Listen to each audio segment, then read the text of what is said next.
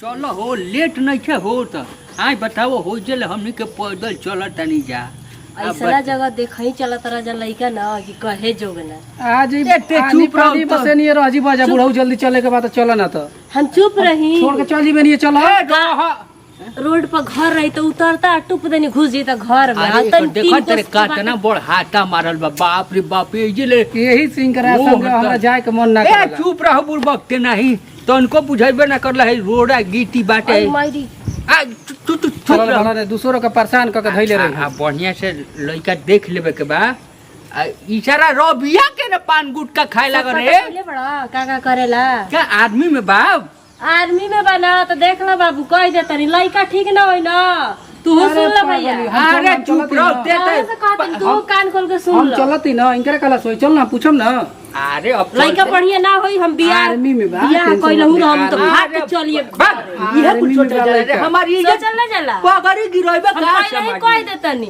अरे काले हम बतिइल हनी आर्मी में बा ना आर्मी चल, वाला चल, आर्मी चल में ना बा। बिना से जचली चला तो हम पूछबे करम पहले चलो सन सर से करा बुनी पानी के दिन भैया जी तो फिर नहीं पागल लेखा तो बाप रे दादा रे मत करा बाबू सुन लो अब ये नहीं करा जाई थी कहत नहीं कुछ कि सब सरवा रोल जाई रबिया किने भाग गइल एकरा हम यही पे मुंह में खराब खराब गाड़ी आवेला मन गांव के नजदीक घर के नजदीक ई एगो छोड़ गइली पिलुआ ए बुढ़ऊ अरे सुनी हसन घर के नजदीक जा। आगुल बन गांव के जातन तो सुनी तो का जातनी कोई के, चलो चलो। जाओ जी ना पूछल जाई आवाज कहां लगावत और जाई जे बकर बकर बच्चा बच्चा के लिए बड़ा कहतनी हम का तो कहत होता है दूर से पैदल अरे चला के चुप रह जाना कोई का सुनी तो कहियो चल आगे चल त आगे लागो का बात बा कि आज दारे मुंह बना के आइल बनी आओ तो से देखे तो रउआ के देखिए आओ तो सब माने बबुआ जी के देखे खाती आओ का पता यही भागे हमरो के पसंद कल सकता है गोरी मेहरारू आ जाई ठीक है देखिए एक ने बतियाई नु तो हमरा के जानी ना नु अरे तारा के तो जानबे कर नहीं से तो तन के दूसरे को आ जाओ देखिए का कुछ बड़े जाई नाश्ता पानी कुछ ले ले अरे नाश्ता के व्यवस्था कुल हो गेल बेटे ऑर्डर दिया गेल बेटे एगो फोन जाई मैं माने नाश्ता ऑर्डर पे आई ऑर्डर पे महंगा ना पड़ी काहे के महंगा पड़ी पॉकेट से पैसा हमारा जाई कोनो धारा पॉकेट से जाई कमाए के नहीं जा खेनु जा जा हटो कुला गेल लो हटो आवे वाला बाल तो हमारे तो हमारे के तोहरे के देखा उतार लो किस बरेला मेहरारू जब बैठल रही पहले ही आवे देला तो आइयो गेल लो चलो चलो बाबुआ देखो चलो, ये चलो, बोतल चलो। बन जा आ जाए का जी प्रणाम। प्रणाम का हाल बा बैठे प्रणाम बैठे बैठे बैठे आगे बैठ बैठ रे पुछिया बैठ बैठ ए सुनो तो हो बैठी हां पानी हमारा तनी पानी उनी लिया बोलो कह दे तनी अब पानी ना महाराज रहे ना नहीं पानी उनी मत पानी ना भैया जानते बढ़िया नहीं। से पूछ ली लो नहीं के बाद ए बबुआ बढ़िया से हाँ? घर दुआर देख लिया जा पानी मत मंगाई जा स्प्राइट जाना का काम के लिए करके केहू ना काम पी काम गर्दन में खांसी होता अच्छा था बाद में पिया बजे दोनों बात नहीं लो ए देखी चले ठीक ना हो चले हमरा पानी उनी कुछ ना ठीक लगे अरे कुल ठीक हो जाई महाराज ठीक हो जरा तब हमने के लड़का भर्ती हो गेल बेटा ऐसन बात नहीं खेर वो सोचे के अरे तो हम मुहे जान कहनी हां चुपचाप रही ना काहे आगे आगे उतना बोली ना ए महाराज देखी हां आगे काम बढ़ाओ जाए के बा हम जा जा जा तनी बोला बोला बबुआ को बोला ठीक है बोला वो भौजी के बोल दिया का जी का जी सब घर परिवार बा बन एकदम घर परिवार तो देखते बनी रहुआ ना हम तो देखते बानी बैठ जाई बढ़िया से पे चढ़ के बैठी आवे दी बैठी का देख ली हां अपन हम तो देखबे करम तू बढ़िया से बतियैले बड़ा आई साला रबिया तो हम कोबे खुला बने हटे ने का भौजी से लोग हां हवेली लेखा तो लागत घर बहंगवे हवा का नाव के महाराज पहले बनावे के चाहिए तो नाव के पीछे ही छोड़ देता नहीं ना ना छोट लड़का लेढ़ा हरिया में ये पे चलणिया ए महाराज हम ने कोई डरा के नाव में कोई नहीं बैठे अच्छा क्या नहीं फटारा के कहे नहीं कि एकदम डुलडुले हवा का अब बस का कर करी? जन काम बतियाई बड़ा उ काम करन ना अरे के देखा तो और तनी ओने बैठ सब बबुआ तो ठीक है लगा था बाप रे बाप बोलाई ना अब बुलावा ले बनी बस बस प्रणाम प्रणाम बैठे बबुआ हाँ, अरे, लड़का तो लाम लहकार बा लड़का तो ठीक है लगा हाँ अरे लड़का कोनो चीज में काटल का रे बबुआ पाहू तो ठीक बा देख ल तू आई नहीं बड़ा। अरे हम के देख खेले तू का करे पड़ा देख लियो बढ़िया से लड़की हाँ के भैया भाई देखो होते तनी हां है लड़की के भाई ए बुआ। भाई हो लड़की के भाई।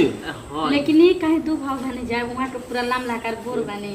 यहाँ के लागत तक एकदम हितवा अरे सामान चुपचाप रही चुप ए बबुआ तनी तनी खड़ा होई जी बबुआ तनी आगे चली चल हां कोनो कोई भी कोई थोड़ी अरे बाटे। नाम अरे कोई हमनी के आर्मी में देखल नौकरी नहीं चाहते लगेला बताएं अरे देखल चाहते हैं कि हां हां कोनो बात नहीं है घुमा के ओइसन फिर हम- ए पर घूम जाओ देख ले लो ए बबुआ देख ले हे पर दिखा दो देख लो ठीक लगा ए बुची आगे से देख लो तू पाउन के अपना नीचे देख ऊपर लियो फिर बात मत करियो ना ना भाग भैया दिलन जा ना भैया ए ना जे जौन होई तो अपन बता दियो तोहरो सार एकदम घरियारे मिलल बने तब तेरे चल लो। भीतर मुस्की काटत नहीं ना ए सुन के ऐसा जाई लगा ई भौजाई है आरी भौ पतो है लगे हां हाय मेहरा हाथ है नहीं जाके काजी ओमन बतिया तब लड़की रहुए सब के तू देख ले बबू लड़की पसंद हाँ, भेल लड़की हमनी के पसंद बिना बाड़ी, तोरा मर्जी के ना बियाह करब जा परिवार ठीक बा। लड़की पसंद भी हां भौजी पता तब आगे काम कार्यक्रम बढ़ाओ जा बढ़ावल जा। लड़का पसंद बना कि नहीं लड़का तो एकदम हीरा बने जी महाराज कहे बने अरे दस में लड़का ना बना लाइन लगल बेटे कोई दिन से तिल को लोग लेकिन अभी देखी बहुत मेहरबानी होई कि जब हमनी के शादी एक दूसरे से हो जी तो हां रउए सब खातिर हम रोक के रखले बने तो यहाँ के माने कि तो ठीक ठाक बानी नु ये कुछ पूछ ले कुछ तोरो पूछे के बाद हां तब का जिंदगी भर संगे रहे के बा पूछा तनी रखा तू खिलाना तब कहना में नौकरिया करला आर्मी में अरे में नौका में कि पुरनका में नौका में नौका में ये माना नौका में ना बाकी पुरनका में बा अग्निवीर में बा। हां ये दादा चार हां चार पागल है हम बियाह ना करो अरे चुप रहो कवली क्या भैया हमारा चाहिए जीवन भर नौकरी करे वाला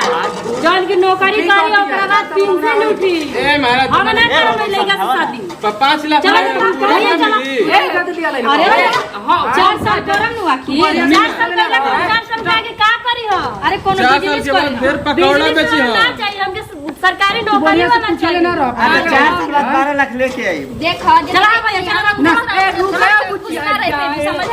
देखी गलती हो तू गई पहले से ना मने बोले ई पूछ पूछ ले ले ये लिया अरे हम 4 चले साल रहनी, बाद हम बियाह करावे खेला वाला कुल ए ठीक भौजी, कर वही लड़की पकौड़ा लेके बेचा आया। दी भाई लोग 4 साल वाला माफ करम माफ कैसे कर दी ए, तू कता को तोरा चलो ना ये छोड़ के कथा ना अपन बहन के समझाओ अरे दीदी के अपना समझावा ना मर्द तू काहे नहीं खवाला ऐसा बार चढ़ा पाहुन तरह के ना मिली है लो ए भैया ए साला तोर से कहत रही कि परमानेंट वाला में तू दौड़ 4 साल वाला में दौड़ी हम भौजी लब लब कैले रही लो बगल से मुकिल कह हमार देवर आर्मी में चल जाई आर्मी में साला उसे आर्मी से तो बढ़िया रे दूसरा में रे गांव में कितना बेइज्जती होई का ई नहीं के कसरत पुरान का में करत रही करत नहीं अपन कैसे कह दे या फिर 2 साल बाद रिटायर हो गया जी तब अच्छा आज ही में तो घर के नहीं अब हम तोर से कह दूं कि एकर में मत ए जीवे भैया देखो समझा बुझा के वही लड़की ले कराओ ना तो हम नौकरी कर जाते का रिजाइन वो लड़के ले प्यार करी ना का वही लड़के रिजाइन करके दूसरे में देखा डराई मारा हो जे होई छौ कहीं दे है बड़ी ठीक लागत रही ठीक लागत रहली तो पसंद करे से 4 साल वाला में तब नु देखो तो 4 गो भाग गेल 4 गो भाग गेल सब झूठ बोलनी है कि 36 से ना बता ना लड़का बुद्धि बाटे आपके 4 गो तिल कहरुआ के भाग गेल सब 4 गो कितना हम झूठ बोली कि रोज आवत ना तो कम कूदी पेटा में हिला कराऊ पेटवा हिलत त हिली ना यही पेटवा खातिर आदमी मरत है हम नौकरी ना करो अब जाते हम कंपनी में काम करो तू कंपनीए लायक बड़ा 4 साल वाला तू नहीं खा लागल बनी का एकदम से अरे के साला 3 लाख लड़ाई नु कागज तो फाड़ के बिक दी ए बाबू जी भी आइल नहीं खेते तो नौकरी में भी आहे नहीं के होता आ जाई उ त ई का हालत करब घरवा में हमनी के तो जी नौकरी में बियाह नहीं के होता कंपनी में काम करो अब जा चढ़ी वही में ना तो तू वही लायक बढ़ नहीं बड़ा भौजी निकल खाली है के ले रही चलो जाई चलो पहले घरे चलो बाद में साला हमारा तो टेंशन हो गेल साला ई कुछ सुन के कहता ना तिल घर में के बोला हम आ कहता ना गुण के कान कुछ पायो खातिर कुछ खोए के पड़ेला जब झूठ लाग रहा तब ले अब झूठ तो हमारे लिए बोला नहीं कि हम झूठ बोले ना रो तो सच्चाई पर रही ना जुरे अपने बाबू से कहो कि कौन होगा से तो भेजी हां हमारा बाबू के पास इतना टाइम नहीं के जननी तोरे बाबू लेके हमर बाबू नहीं फोन ए भौजी तोहरो नया ससुर कौन होगा से तो बताबो कि ना नैहर ससुर जाता नहीं नहीं तो माथा गरम हो गेल बेटे साला एगो 4 साल के नौकरी ना लागल एगो विपत हो गई